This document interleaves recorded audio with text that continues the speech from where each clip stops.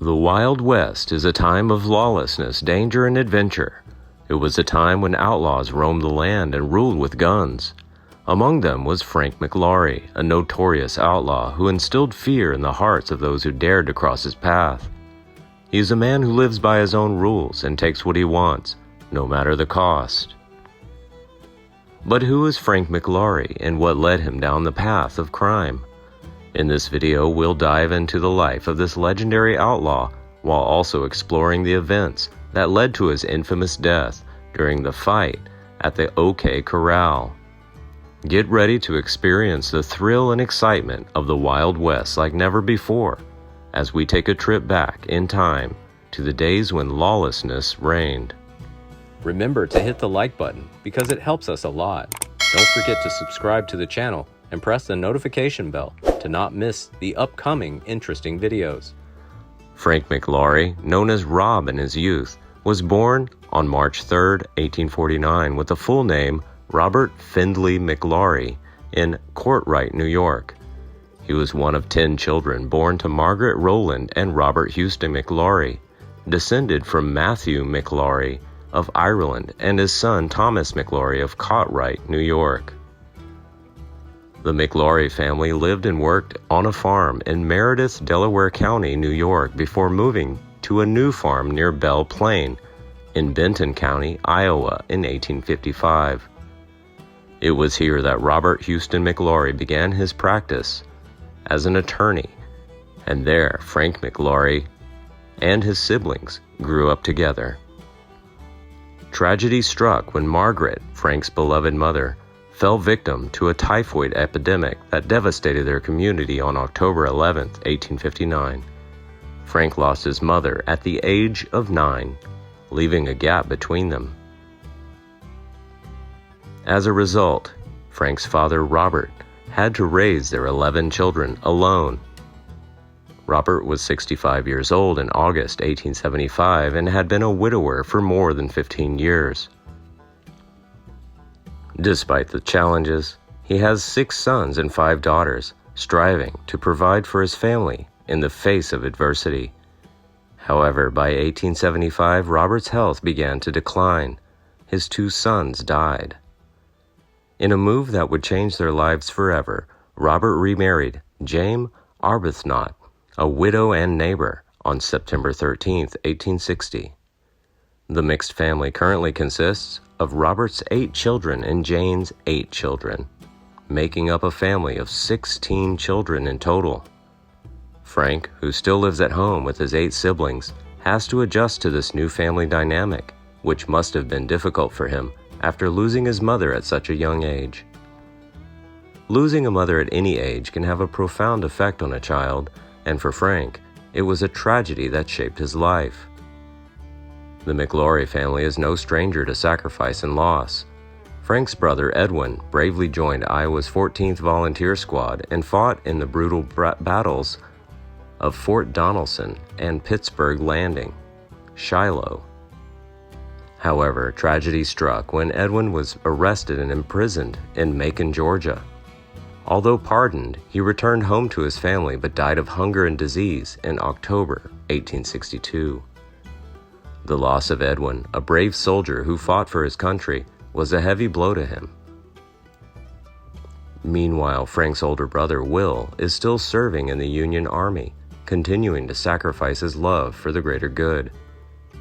After the war ended, the McLaurys moved 50 miles north to Buchanan County, Iowa, where they began farming land in an unincorporated area outside of Hazleton, known as Hazleton Town.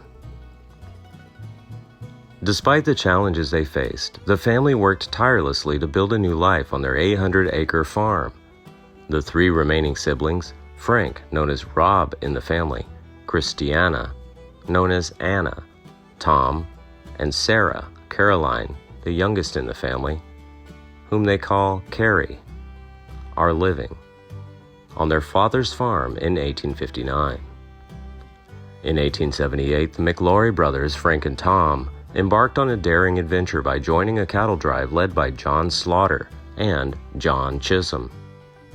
They went to Hereford, Arizona, where they were fortunate enough to have jobs for Old Man Clanton. The Clanton family owns one of the largest cattle ranches in the state, making it a desirable place to work. After a while, Old Man Clanton sold his farm to buy a new ranch along the San Pedro River in southern Arizona. Ike Clanton chose to stay. The McLaury brothers continued their work with the Clanton family. Despite the social differences between them, the three men quickly became friends. In 1879, Frank and Tom McLaury were thriving in their cattle business and decided to buy land along the Babo Comari Creek, which flows into the San Pedro River. There, they built a house at Soldier's Hole, which some historical records suggest was owned by Frank Patterson, not the McLaury brothers. Meanwhile, nearby Tombstone is experiencing a population boom due to the Silver Rush. Frank helped local police officer Melvin Jones arrest two soldiers who stole the government harness, but both Frank and Jones deny making any arrests. After settling in the San Pedro River Valley, the McLaury brothers met Curly Bill Brocious. It was on October 27, 1880, while they were staying with Brocious, when tragedy occurred. Brocious accidentally shot and killed Tombstone Marshal Fred White, and the brothers were briefly detained.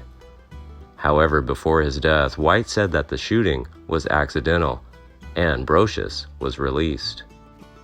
The McLaury brothers were famous for stealing cattle from Sonora, Mexico, and selling them back to local butchers and Old Man Clanton. The situation escalated on July 25, 1880, when Lieutenant Joseph H. Hurst requested the help of Wyatt and Morgan Earp, Vice Marshal of the United States. Virgil Earp and Agent Marshall Williams of Wells Fargo to track down the 6 children.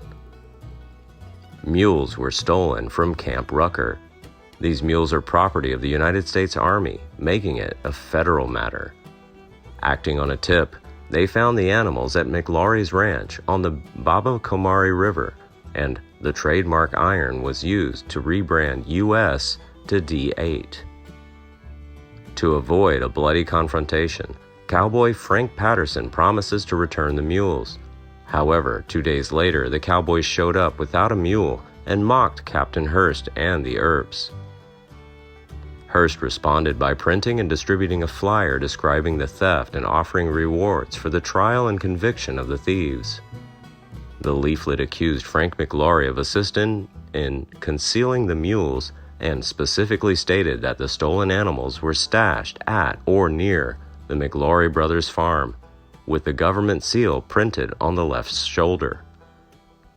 Frank McLaury was furious at these accusations and wrote an angry response in the cowboy-friendly Nugget, calling Hurst a coward, vagabond, rogue, and malicious liar. He even accused Hurst of stealing the mules himself. This only adds fuel to the fire, and tensions continue to rise. Virgil Earp reports that Frank approached him and warned him, "If you follow us again like you did, you'll have to fight anyway." The situation was rapidly spiraling out of control, and it was only a matter of time before the violence broke out. In November 1879, shortly after arriving at Tombstone, a prize-winning horse from Wyatt Earp was stolen. It took him more than a year to learn that the horse had been sighted in Charleston, and worse still, it was owned by Ike and Billy Clanton. In an attempt to get the horse back, Wyatt and his friend Doc Holliday rode to Clanton Ranch near Charleston. Along the way, they run into Sheriff Johnny Behan, who is also arriving at the ranch to serve an election hearing subpoena against Ike Clanton. According to Wyatt's later testimony, Billy Clanton insolently asked him if he was still alive, implying that Earp's horse had long since disappeared.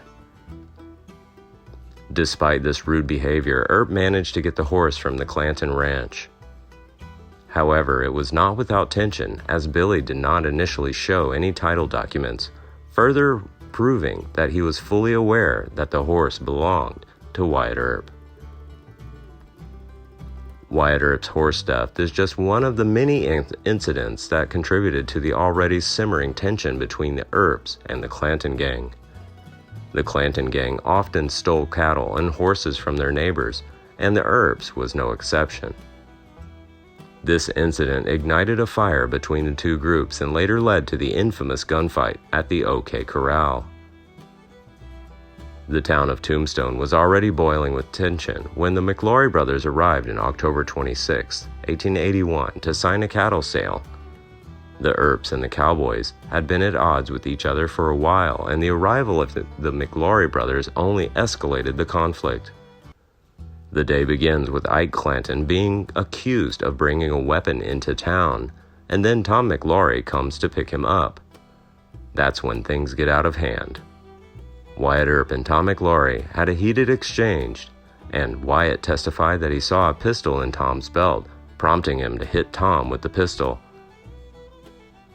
Later that day, the Clantons and McLaurys, along with Billy Claiborne, faced off against the Earps and Doc Holliday in the infamous gunfight at the OK Corral.